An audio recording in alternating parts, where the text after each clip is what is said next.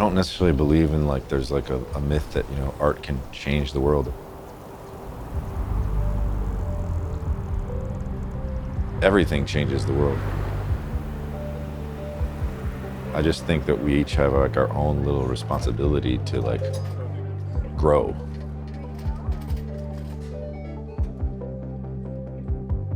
Because the world does need changing.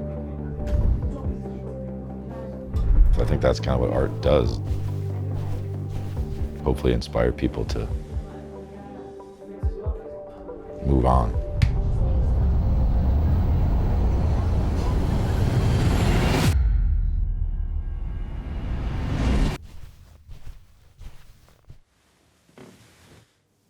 Are we starting?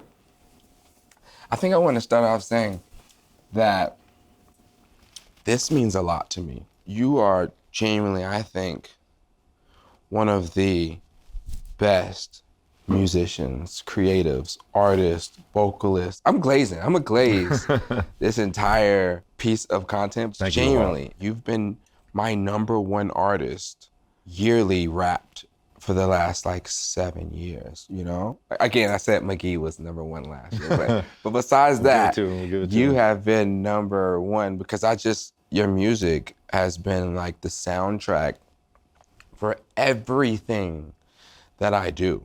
When you hit me, I was like, I will be there yesterday. Mm-hmm. You know, had you been like, man, I need you to just be like, I kind of need you in 30 minutes. Yeah. I'm like, okay, I'm coming, Justin. You know, like, yeah. but that's just because I appreciate your artistry so much, and I've wanted to tell you. Well, okay, so they asked me, what, you know, to do this thing, you know, the Spotify thing, and they're like, who do you want to do it with? And I was like, Yachty. Because you had just started texting me, I don't know, 6 months back, and we had never met. Mm-hmm. And you're on tour right now, and I wanted to come see y'all play, and it just happened to be Vegas. I do love Vegas. And me too. And I love it when I'm winning.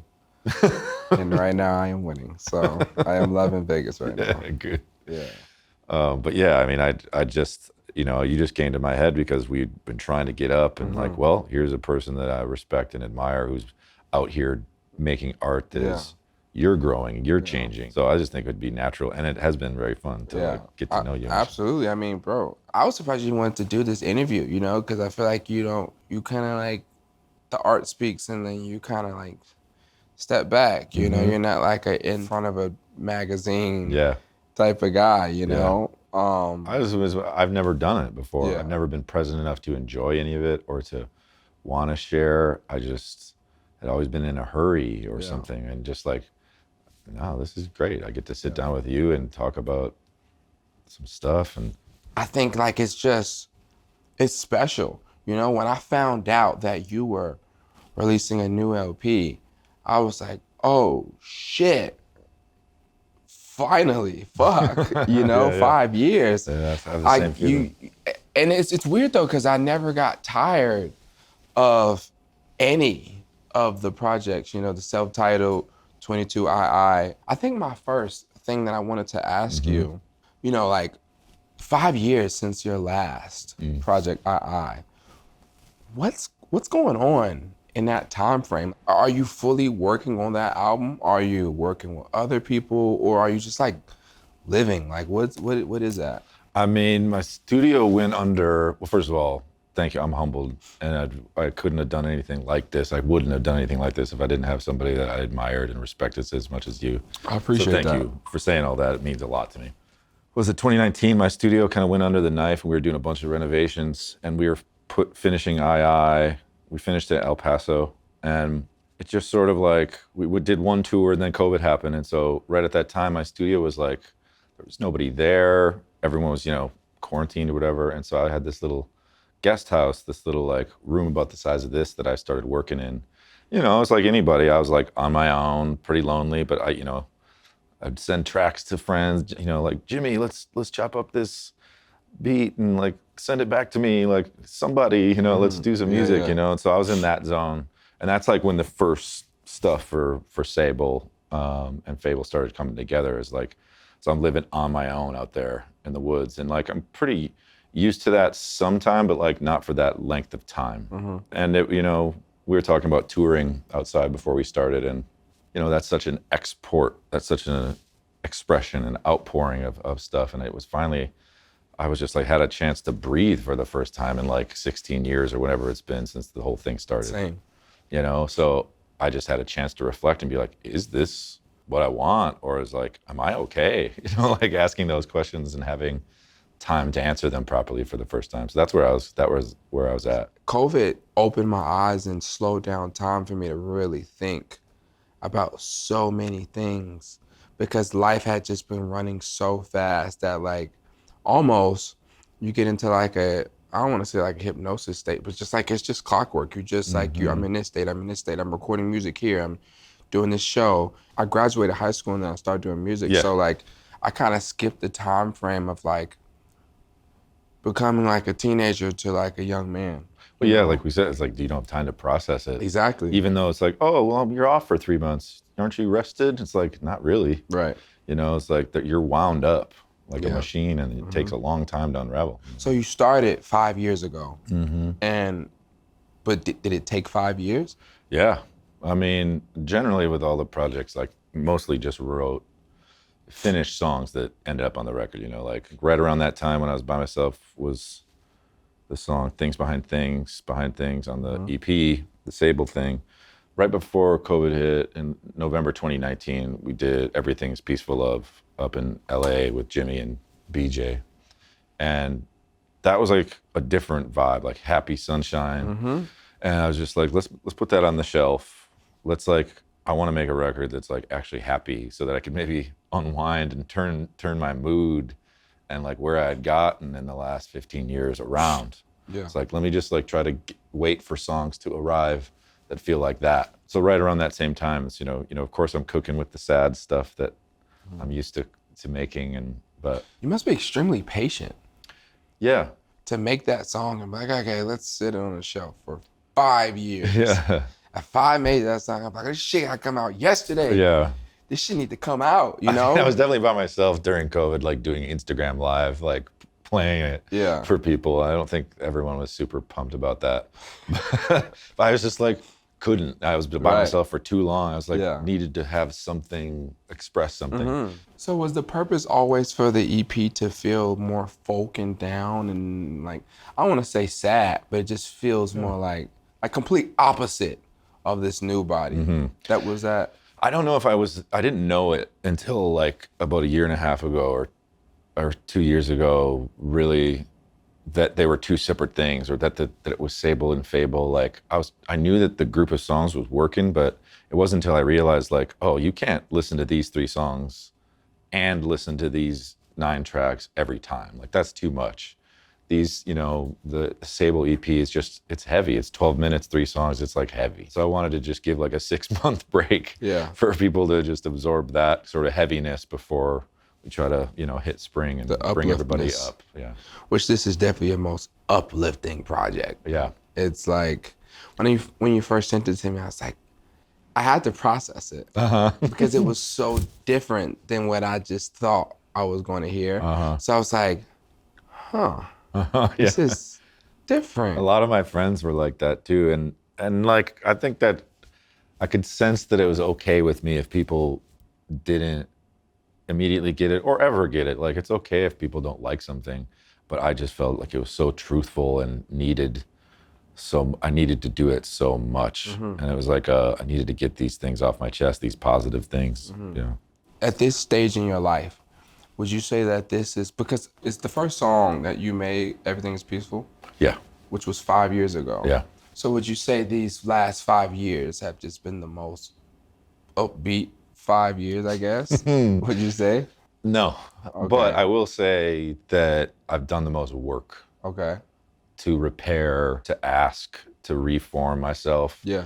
You know, somebody came into my life and really like rearranged it, you know, like somebody can come and do that. It's like really just change everything, right? And, you know, there's so many, whenever something like that happens, and there's a couple times in life where it can happen in a very, very big way, like where it just changes everything. And I think when something like that happens and you're trying to like repair the past and look forward and try to look at the rest of your life with some some regard for how you want to be, you know. I think it was a lot of like really looking hard at things like, okay, maybe I haven't been the best. Maybe I could learn. Maybe I could not put, you know, true love on this like fable pedestal. Maybe I can bring it down here where it is. So I think the last 5 years was really like turning myself around, getting super surprised by somebody coming into my life, and then learning everything about why that didn't go the way I thought it would, but then ended up, you know, it's like the record's done now, right? And it's been done. I've finished it, the Fable, in September. But every time I've heard the song since then, I've learned a new lesson since it's been done. Because I'm, you know, I shot in 2019. I shot the other way, and I'm still being propulsed forward in this new way of trying to be positive and love myself and be more honest with myself. So I think that's where I'm at. When you songwrite, like in the case of this album, it's usually genuinely, you say all pretty much what you're going through. Yeah, I guess so. I mean, I yes, probably more. I'm different than that. Are you? Like I like to like, just, I think I do a lot of songwriting for other artists. So like I can just like, the way a beat makes me feel, I can just tell a story. Just something I just made up. I mean, a girl I made up, or a situation, or even a heartbreak that I can make up. But if it makes me feel that way, if it can evoke that emotion, that is what I'll write about. You know, versus like you saying like these are all like pretty truthful. They were pretty like from real experience. And like, I think I get into that sort of, I'm never quite sure what's happening. I think I usually kind of wait for the sound of my voice or the melody to kind of come in through the back door. And then it's like, all right, what is it? And I kind of have to break it down. And then, but this time, so many more like big, truthful, basic, kind of like overt and like not shadowy like some of my other lyrics. They just kind of came out in big chunks. And it was just like, oh, well, there it is. Do you look at it like poetry?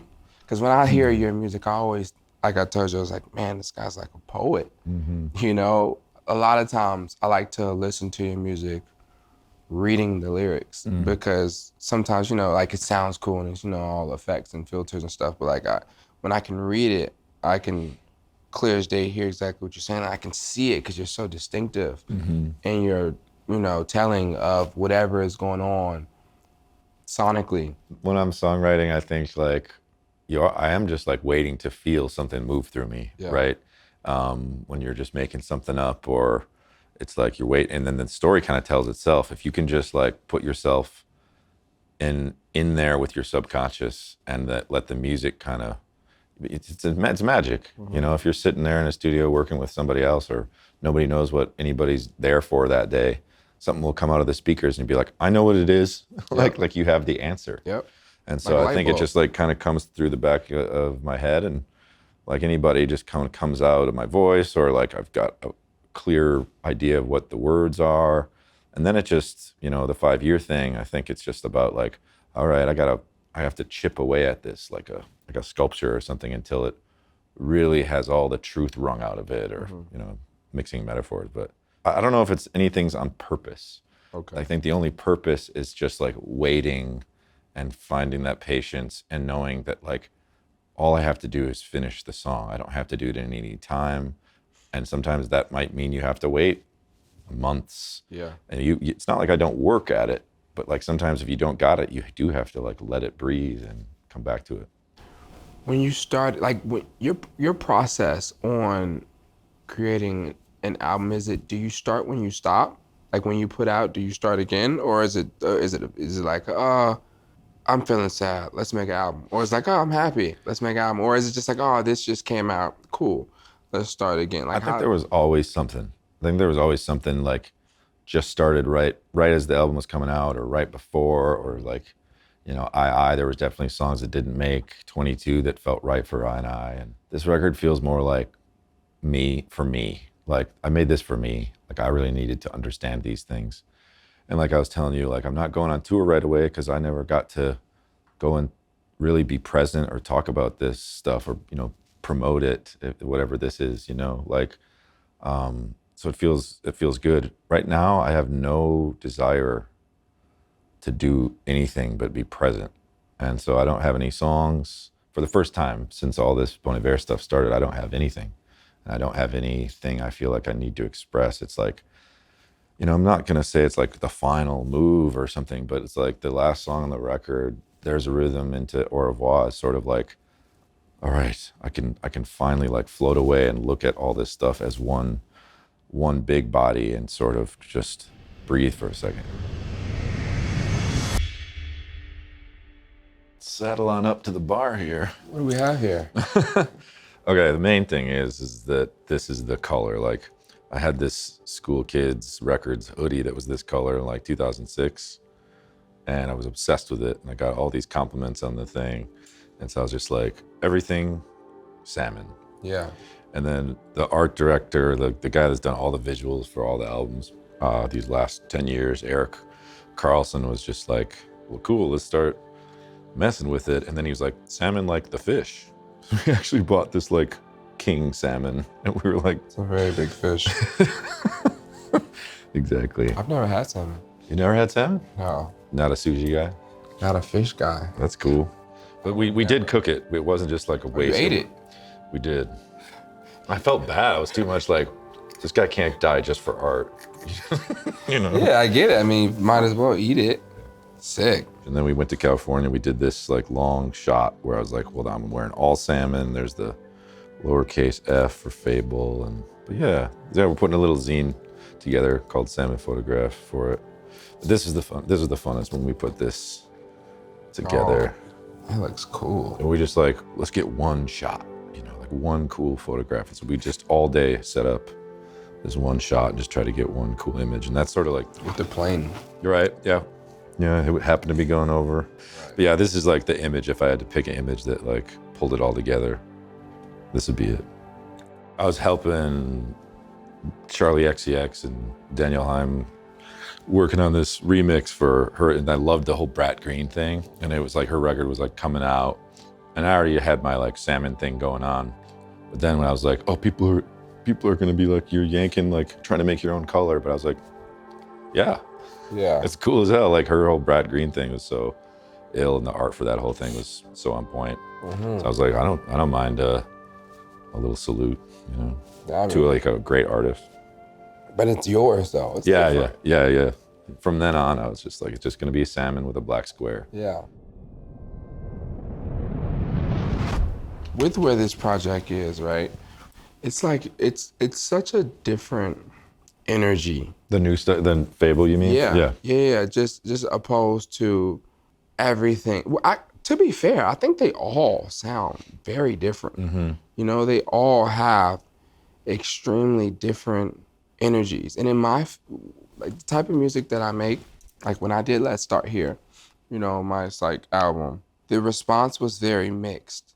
And I think it's because I come from a background of making rap music. I think rap fans want to hear rap music. Mm-hmm. Or if you're a rapper, they want to hear you rap. Right. How are those responses? Because they're so different, almost sometimes even genre. Yeah. Like from, if it's kind of more folky to then it's more experimental. Do you even look into that stuff? Or is it more just like, this is how you were feeling and... That's it. I mean, I think it's important to feel correct about how it sounds to me.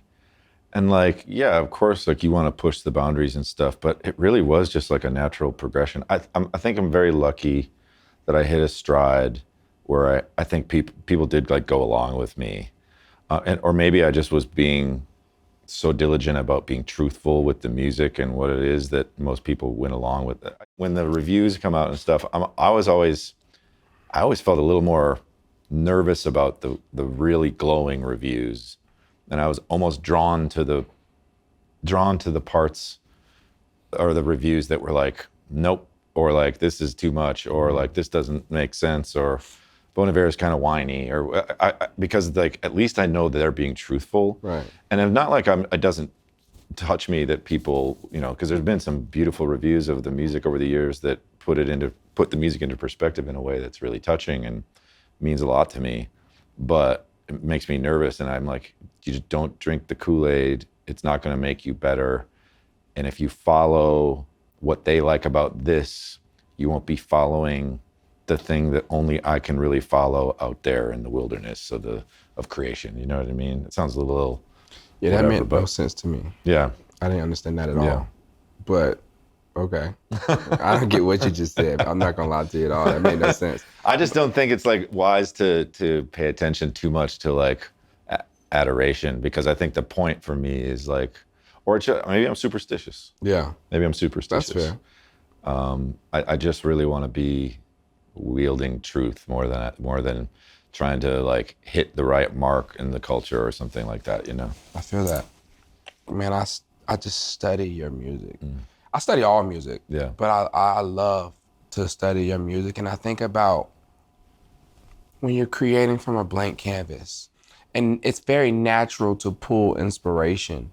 Are you pulling inspiration, or are you like sitting around like, I'm trying to completely sound new, or do things inspire you and you just these are actually questions for myself, because I'm just like, I'm curious how it's how a do good you question, man. I think like growing up, I've always loved music from a deep level, all kinds of it, you know, from John Prine to Mahalia Jackson and everything in between. And I think I hit a thing where, you know, I was writing songs since I was really young, 12, 13.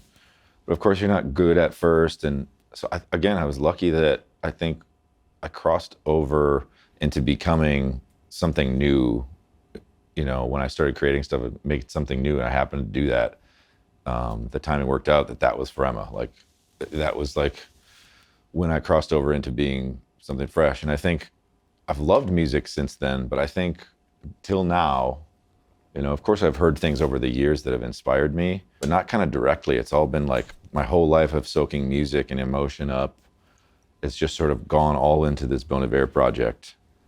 And I really feel like that's a little bit why it feels like at least a stopping point, or like a pause point, because I think I need more inspiration, or I want to try something new in life, or just soaked all of it up. Like, I think, yeah, Mahalia Jackson, John Prine, I don't know why I keep wanting to bring their names up, but like that feeling, all those feelings I've absorbed just went into it. And I think when you're actually being yourself, it's not like I don't copy things, but usually when your best shit is when you're not like, I'm gonna yank that. For me, I think it's always sounded, you know, I was driven to those things or something, you know. Would you call it like throwing paint at the wall? Yeah, a little bit, and then just waiting to see what it is. There's this sculptor or artist, Andy Goldsworthy. He makes like stuff with like ice and big like earth and stuff, and it takes a really long time. I've always thought like making albums a lot like his work, where it's just like, just get a big rock and then you just fuck with it until it's, Yeah. you know, something. Unless you chip too hard, and then Yeah, and then you have to start over. I mean, yeah, a lot of his work is just like, oops, that ice thing just fell into the river. You're toast now. Like, Yeah. it's over. What is your favorite project? I have to say this one right now. I think the end of this album, There's a Rhythm, the way that song goes and ends and what I say on it, it's like the most truthful, clear picture of who I am as a person, I guess. So I gotta kind of tip the hat to this group of songs for that. When you say that's There's a Rhythm, that's probably your favorite song? I think so. Yeah. Yeah. I've been saying it's my favorite Bon Iver song since I finished. Really? It's just like, you know, it might change, but there's other ones I'm really endeared by and love, like 45, and there's some great ones that I love, but this is like where I'm at. This is who I am now. Beth Rest is my favorite. Yeah? Yeah. I love that one too. Yeah, I have a song that's inspired by that song. I never put it out, but it. Oh, like, yeah? I want to hear it. I'd love to play it for Oh, you, my but God. I just think that song it sounds like, to me, like it's time, like that song sounds like, oh, it's time to go to bed. Yeah. You know? Yeah. Like time to tuck in the sheets. Yep, And like, yep. I just had a long day. Yeah, you it's know? rest. It's like the end of the day. Yeah. It just feels like the end of that body of work. Mm-hmm. You know, I love Henham, Texas too, and Oh, sick. I mean, I could keep going on and on, but on this project, Mm-hmm. the intro is really special to me. I always like, when I talk about songs, I speak on like how they make me feel, and that when that song starts, I mean, when I listened to it for the first time, Mm-hmm. it felt like like I was sitting in a chair and like a CGI moment happened in the room, just like I went to space. Like I kind of left like the very beginning when it makes that sound, it sounds like I just kind of like went into the stars, and it gave me like this feeling. I was like, whoa. Yeah. And then how it seamlessly goes into Everything is Peaceful, which is just such a good groove. Yeah. You know, like the rhythm on a song, and it just makes you feel good. Yeah, You know, finally, it makes you feel finally feel good. Yeah, like I don't want to cry. Yeah, right. Me neither. Yeah. I think that's what I needed. Yeah. I needed to not be so like. That's what the EP. That's what the Sable concept is. It's just like, it's like a nod to the guy in the cabin who's like kind of needed to be sad, or like almost got like accolades for being sad, darkness guy. And I just like wanted to flip it, you know? And so, you know, the end of award season goes right into, the little drone goes right into the intro of Fable, the short story. And I wanted to just like flip it and just like, suddenly there's like light, vibrance is what the lyric is, you know? So yeah, that hopefully that kind of cracks the mood for the rest of the ride. Which it does. Yeah. It does, because it feels like the intro, but it kind of, like you said, it kind of feels like almost like the ending to Sable, which starts the much more happy, like all the way grooving, just like good feeling album. And I think if people have been riding going, Sable, this is gonna come in, either they're like, be confused, they're not sad. Like be looking for like, oh, I'm about to be depressed. Yeah. And I then think it's okay whatever you feel, by the way. I mean, of course, it's, you know, like completely. But I think that this is just going to be a different experience from people, from what they expect, which is, I think, a great thing, because I think change is so important in music. And I love that you love it. You know, I think sometimes artists do things and they don't love it, you know, or aren't confident in it. You know, I'm confident in it. I mean, I spent enough time to know that it's right. Well, and like you're talking about change, it's like, I don't necessarily believe in like, there's like a myth that, you know, art can change the world. There's that phrase, change the world, which everything changes the world, you know? I just think that we each have like our own little responsibility to like grow, because the world does need changing. The world does need to grow past, like, it's starting to become stale and grow mold and grow evil and dark, you know? So I think it's like, yeah, we do have to like, it's our responsibility to grow and show that growth. I think that's kind of what art does, is like hopefully inspire people to move on. Yeah, push forward. Was there ever a point in this process where you felt like maybe this is the last one? Oh yeah. Really? I mean, I think I was like leaning that way, you know? Like you hear a lot of people do the annoying thing of like, I'm doing a retirement tour, and then they come back like 2 years later. So I didn't really want to talk about anything like that, because I don't think we can know the future. I don't think we should dupe ourselves or anybody to think that we know what we're going to feel like in 2 years, right? But very much like, if this was the last thing, I'd be incredibly satisfied and proud of the work of myself, or of just the work itself is really the point, right? Right. Again, this was, for me, was no brainer. Well, it's just the beginning too. Like now we've finally connected. It's like there are many future hangs. Oh man, it's so much. You know, you're gonna get tired of me. Yeah, no. We got so much ahead of us. This is great. I agree.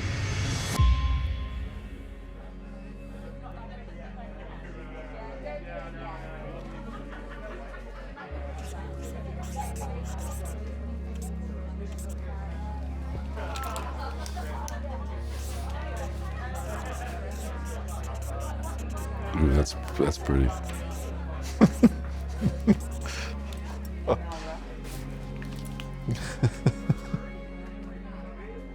Thanks, y'all.